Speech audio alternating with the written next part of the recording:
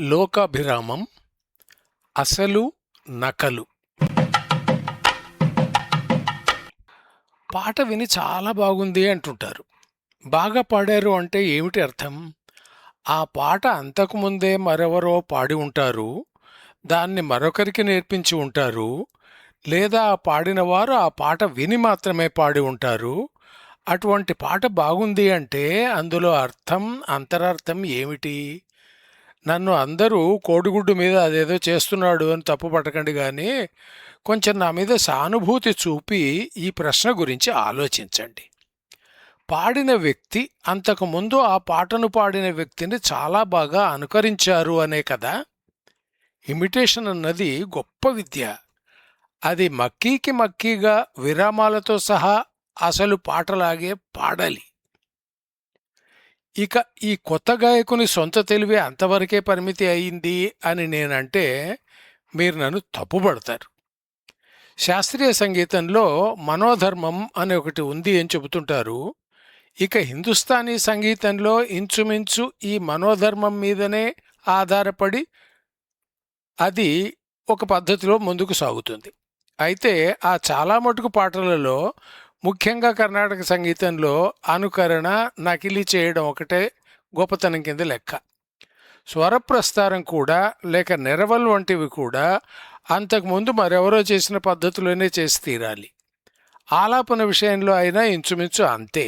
ఎందుకంటే ఇక్కడ మనోధర్మానికి ఒక నిర్మాణం, ఒక చట్టం, ఒక పరిధి ఉన్నాయి. మరి ఈ మాటలు చదివిన చాలామందికి కోపం రావచ్చు, కనీసం అసంతృప్తి కలగవచ్చు. అది జరగాలని, ఆ రకంగా కొంతమంది ఆలోచించాలని నా ఉద్దేశం అంటే నమ్మండి. ఈ ప్రపంచంలో కొత్తదనానికి అర్రులు చాచేవారు కొంతమంది మాత్రమే. పడమటివాడు thinking out of the box అంటాడు, మరొకడు కొత్త దారులు తొక్కమంటాడు, కలలు కనండి అంటాడు. ఎంతమంది ఎన్ని చెప్పినా అందులో ఎక్కడో ఒక చోట నకలు అన్న పద్ధతి ఉండనే ఉంటుంది. అందులో తప్పేమీ లేదు. ప్రపంచం తీరే అంత. గతానుగతికో లోకః అన్న మాట ఉండనే ఉంది. కొత్త దారి తొక్కిన వారికి ముళ్ళ సమస్య ఉంటుంది కనుక ముందు కనిపించిన దారిలోనే అందరూ పోతారు. కనుకనే అదొక దారిగా ఏర్పడుతుంది. ప్రతి ఒక్కరూ ఒక కొత్త దిశగా నడిస్తే అప్పుడు దారులు కనిపించవు, అడుగుజాడలు అంతకన్నా కనిపించవు. ఎక్కువ మంది ఒకే మార్గంలో నడుస్తారు, ఎక్కడో ఒకరిద్దరు మాత్రమే కొత్త దారులు చూపిస్తారు. మనిషికి మాటలు ఎట్లా వస్తాయి? మిగతా వాళ్ళ మాటలు విన్నందుకే కదా. అందరూ బాబును లేదా పాపను ఒక పేరు పెట్టి పిలుస్తారు. అప్పుడు కొంతకాలానికి అది తన పేరు అని వాళ్లకు అర్థమవుతుంది. ఇందులో అనుకరణ కాకుండా అనుసరణ ఉందేమో. ఆ తర్వాత అమ్మ, అత్త, లాల, బువ్వ అంటూ ఒక్కొక్కటిగా మాటలు ఎదుటివారిని చూసి నేర్చుకోవడం తప్ప మరో మార్గం లేదు. అదే సంగతి పాట విషయంలో జరిగితే ఇక్కడ మరొక రకంగా ఎందుకు ఆలోచనలు సాగుతాయి? అది నాకు మెదడులో కలకాలంగా ఉన్న ప్రశ్న. ఇక మీద కూడా ఉండి తీరుతుంది. నడకైనా, తిండి అయినా, మరొకటైనా పనులు మరొకరిని చూచి నకలు చేసి నేర్చుకోవలసిందే.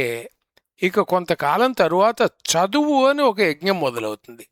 అక్కడ కూడా ఉన్నది నకలు చేయడం మాత్రమే. తెలిసిన తర్వాత కూడా అవగాహనను పెంచే రకం చదువులు అంతంత మాత్రంగానే ఉంటాయి.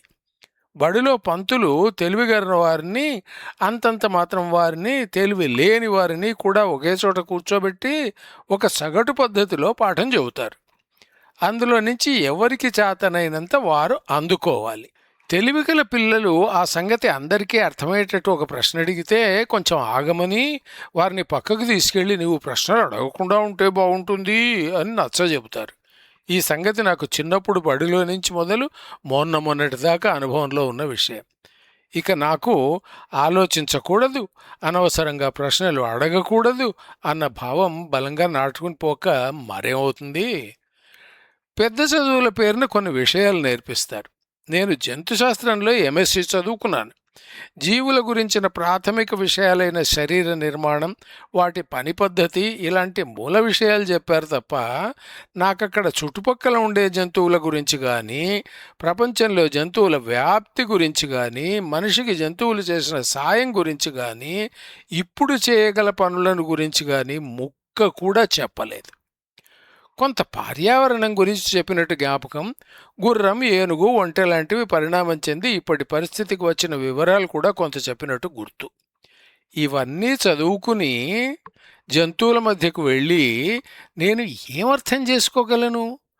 మాకు చదువు చెప్పిన ఒక పెద్ద మనిషి ఒక పక్షిని గురించి చెబుతూ నూనె కాకి అన్నాడు.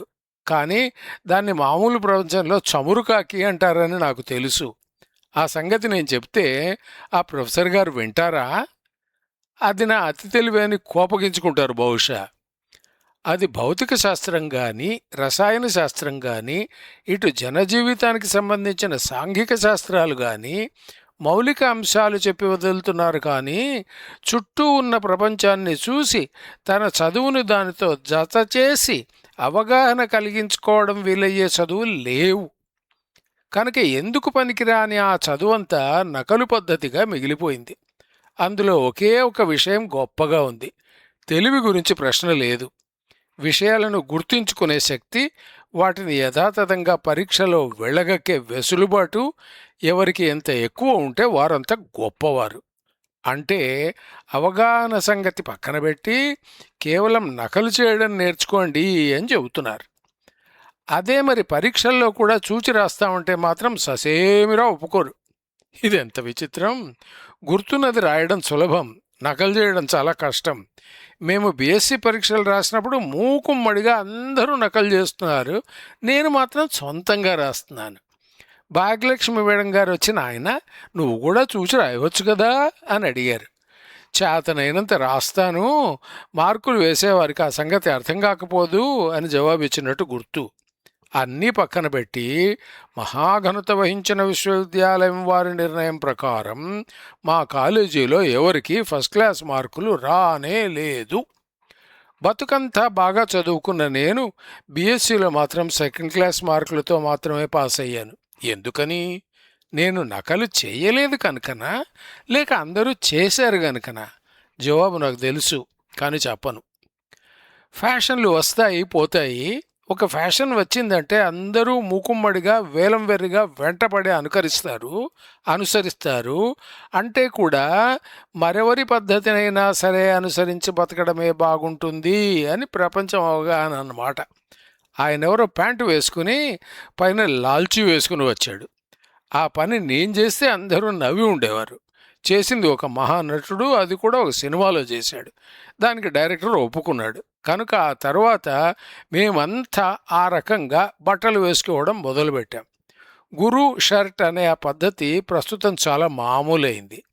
ఈ రకం లాల్చీలను మోకాళ్ళు దాటిన దాకా వేసుకునే పద్ధతి ఆ మధ్యలో వచ్చింది. నేను అటువంటి కుర్తా వేసుకుని వెళ్ళాను. సరిగ్గా అదేనాడు మా దగ్గర ఒక క్లాస్ 4 కూడా అట్లాంటిదే చొక్కా వేసుకుని వచ్చాడు. ఇదండి నకిలీ పద్ధతి. నకలు చేయడంలో కూడా తెలివి ఉండాలి.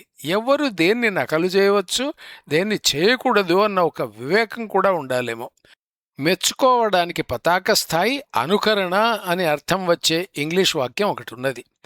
కనిపించిన ఒక విషయం మరీ ఎక్కువగా నచ్చితే మనం కూడా అటువంటి విషయాన్ని సొంతం చేసుకోవాలన్నమాట. నేను ఇటువంటి మాటలు చెప్పడం ఎవరిని చూసి నేర్చుకున్నాను? ఇవాళ మోకాళ్ళ వరకు మాత్రమే ఉండే ఓ లాగు వేసుకుని బజార్లో తిరిగి వచ్చాను. కొంతమంది నా వైపు చూసినట్టు అనుమానం కూడా వచ్చింది. కానీ ప్రపంచమంతటా చాలామంది ఇలాగ షార్ట్స్ వేసుకుని తిరుగుతున్నారని చూశాను. కనుక నేను కూడా అదే పని చేశాను. తప్పే ఉంది? అనుకరణ కారణంగా ఈ ప్రపంచమంతా ఒక కలగలుపు ఫ్రూట్ జామ్ పద్ధతికి మారిపోయింది. ప్రపంచంలో ఏ మూలను చూసినా తేడా తెలియకుండా ఉంది. సంస్కృతి అంటే మాట, పాట, కట్టు, బొట్టు, వంట వంటివి అని అనుకునేవాళ్ళం. కానీ ఇవాళ ప్రపంచమంతటా ప్యాంట్లు వేసుకుంటున్నారు, భారతదేశమంతటా పంజాబీ డ్రెస్ వేసుకుంటున్నారు. ఒకప్పుడు మా ఊర్లో పంజాబీ డ్రెస్సును కేవలం పాకి వాళ్ళు మాత్రమే వేసుకునేవారు అని నేను చెబితే ఇవాళ చాలామందికి నచ్చకుండా ఉంటుంది. ఎంతో అనుకూలంగా ఉండే ఆ దస్తులు ఇవాళ భారతీయతకు గుర్తింపుగా మారిపోయాయి. బ్రిటిష్ ఎయిర్వేస్ వారి విమానంలో విమాన కన్యక అసలు సిసలైన పంజాబీ దుస్తుల్లో కనిపించింది అంటే అదే మరి. అనుకరణ తప్పు కానే కాదు, అది నేర్చుకునే పద్ధతి అని నేను కూడా తెలుసుకున్నాను. అయితే ఆ పేరుతో అన్ని పాత పద్ధతులను అనుసరిస్తుంటే ఇక మరి కొత్తదనం ఎక్కడి నుంచి వస్తుంది? ఆలోచించవలసిన ప్రశ్న, అడగవలసిన ప్రశ్న. లోకాభిరామం వ్యాసాలు రాయడంలో నేను ఒకరిద్దరిని ఆదర్శంగా పెట్టుకున్నాను, అంతేగాని అనుకరణ మాత్రం చేయడం లేదు. అది నిజానికి నా వల్ల కాదు, అంటే చేతకాదని అర్థం కాదు. నేను అనుకరించవలసిన ఒకరిద్దరు తమకంటూ చక్కటి గుర్తింపు గలవారు.